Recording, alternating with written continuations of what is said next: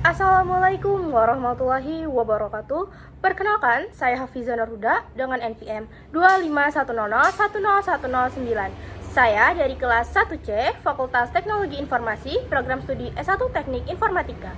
Di video ini, saya akan menjelaskan materi tentang motherboard. Di motherboard ini, saya akan menjelaskan pengertian, fungsi, serta komponen yang ada pada motherboard.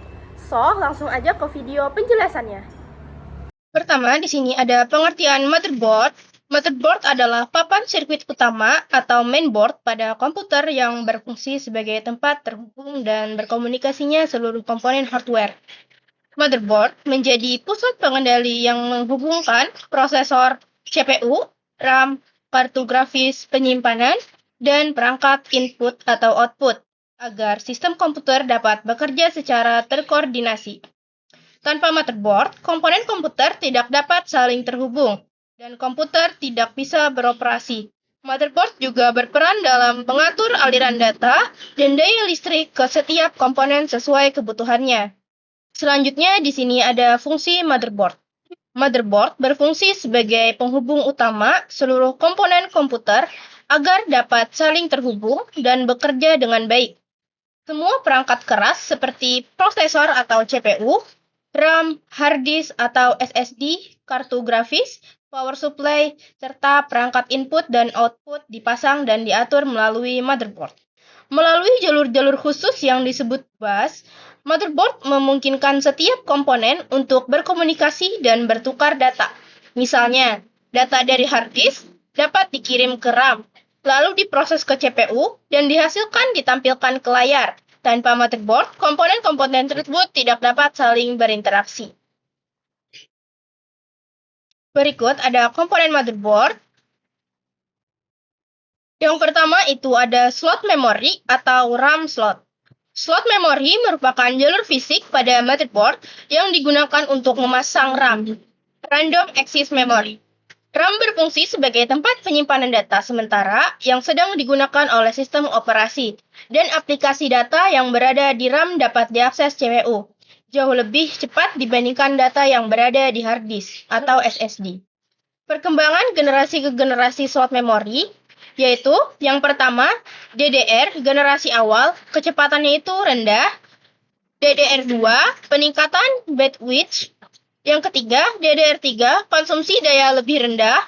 Yang keempat, DDR4, stabil dan cepat, paling lama digunakan.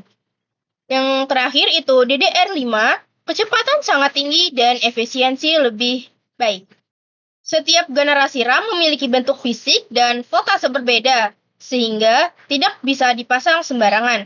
Cara memasangnya, yang pertama pastikan jenis RAM sesuai motherboard. Yang kedua, buka pengunci slot RAM. Yang ketiga, cocokkan lekukan RAM dengan slot. Yang keempat, tekan RAM hingga pengunci mengunci otomatis. Yang terakhir, pastikan RAM terpasang rata dan kuat. Selanjutnya ada chip BIOS. Chip BIOS adalah chip kecil yang menyimpan firmware motherboard. BIOS bertugas menjalankan proses awal komputer, mulai dari mengecek perangkat keras hingga memanggil sistem operasi. Perkembangan chip BIOS, yang pertama, BIOS Legacy, berbasis teks, navigasi keyboard. Yang kedua, UEFI BIOS, tampilan grafis, mendukung mouse, boot lebih cepat, sistem keamanan lebih baik. BIOS juga menyimpan pengaturan penting seperti urutan boot, konfigurasi RAM, dan clock CPU. Selanjutnya, yang ketiga ada chipset. Chipset adalah sekumpulan sirkuit yang mengatur alur komunikasi data antar komponen komputer. Chipset menentukan kemampuan motherboard seperti jumlah portal USB, dukungan SATA, dan versi PCI Express. Perkembangan chipset itu ada yang pertama, North Bridge dan South Bridge terpisah. PCH, Platform Controller Hood, fungsi ini lebih terintegrasi. Yang ketiga itu ada modern CPU, banyak fungsi chipset dipindahkan langsung ke prosesor. Perkembangan ini bertujuan meningkatkan kecepatan dan efisiensi sistem. Selanjutnya, yang keempat itu ada soket. Soket CPU adalah dudukan tempat pemanasan prosesor. Soket memastikan CPU terhubung secara fisik dan elektrik dengan motherboard. Selanjutnya, yang kelima itu ada konektor ID. Konektor ID digunakan untuk menghubungkan hard disk dan optical drive generasi lama. Kabel ID berbentuk pita lebar dan hanya mampu mentransfer data dengan kecepatan rendah. Perkembangan yang pertama itu ada ID atau PATA menjadi digantikan SATA karena keterbatasan kecepatan. Adapun cara pemasangannya yaitu yang pertama hubungkan kabel ID ke motherboard, yang kedua sambungkan ke perangkat, dan yang terakhir perhatikan posisi pin 1. Yang keenam itu ada konektor paralel. Digunakan untuk printer lama, data dikirim secara paralel melalui banyak jalur. Perkembangannya, paralel USB lebih cepat dan fleksibel. Cara pemasangannya, yang pertama colokkan kabel paralel, yang kedua kunci sekrup agar tidak longgar. Selanjutnya, yang ketujuh ada konektor floppy disk drive atau FDD. Digunakan untuk floppy disk dengan kapasitas sangat kecil, sekitar 1,44 MB. Perkembangannya, floppy, flash disk, cloud storage. Cara memasangnya, yang pertama, hubungkan kabel FDD, yang kedua, sambungkan ke floppy drive. Yang kedelapan, itu ada konektor power. Konektor power menyalurkan daya listrik dari PSU ke motherboard dan CPU. Perkembangannya, ATI, ATX, 20 pin, 24 pin, CPU power 4 pin menjadi 8 pin. Adapun cara pemasangannya, yang pertama pasang konektor 24 pin ke motherboard, pasang konektor CPU 4/8 pin, pastikan terkunci sempurna. Selanjutnya, yang kesembilan ada konektor serial. Digunakan untuk mouse dan modem lama dengan sistem pengiriman data satu persatu. Perkembangannya, serial ke USB.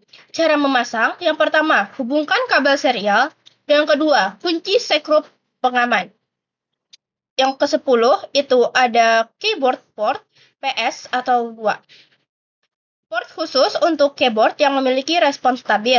Perkembangannya, PS/2 ke USB. Cara memasangnya, colokkan keyboard ke port PS2 sesuai gambar. Cara pemasangannya, colokkan keyboard ke port PS/2 sesuai warna. Selanjutnya, yang ke-11 itu ada slot card PCI. Slot PCI memungkinkan penambahan perangkat internal. Perkembangannya, ISA, PCI, PCI Express. Cara memasangnya, yang pertama, masukkan kartu PCI. Yang kedua, tekan hingga rapat. Ketiga, kunci dengan sekrup casing.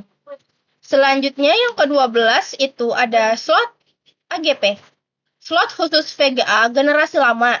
Perkembangannya AGP PCI Express X16. Cara memasangnya langkah sama dengan pemasangan kartu PCI. Selanjutnya itu ada baterai. Baterai menjaga setting BIOS dan jam setting. Baterai menjaga setting BIOS dan jam sistem tetap tersimpan. Perkembangannya, CR2032 masih digunakan hingga kini. Cara memasangnya, yang pertama masukkan baterai sesuai kutub, yang kedua tekan hingga terkunci.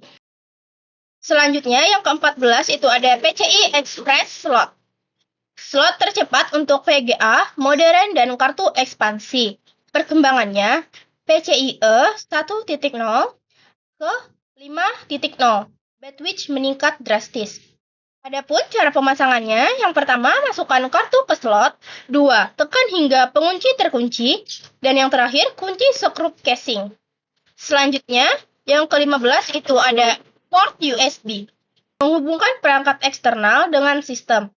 Perkembangannya, USB 1.0, USB 2.0, USB 3.x, USB tipe C. Cara memasangnya, cukup colokkan perangkat USB. Selanjutnya, yang ke-16 itu ada SATA konektor. SATA konektor itu digunakan untuk hard disk dan SSD data.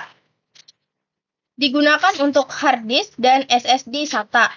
Perkembangannya, SATA 1 ke SATA 3. Cara memasangnya, yang pertama, sambungkan kabel SATA ke motherboard. Yang kedua, hubungkan ke storage. Selanjutnya yang ke-17 itu ada CPU fan connector, menghubungkan kipas pendingin CPU. Perkembangannya 3 pin ke 4 pin PWM otomatis. Cara memasangnya, colokkan kabel ke header CPU, fan.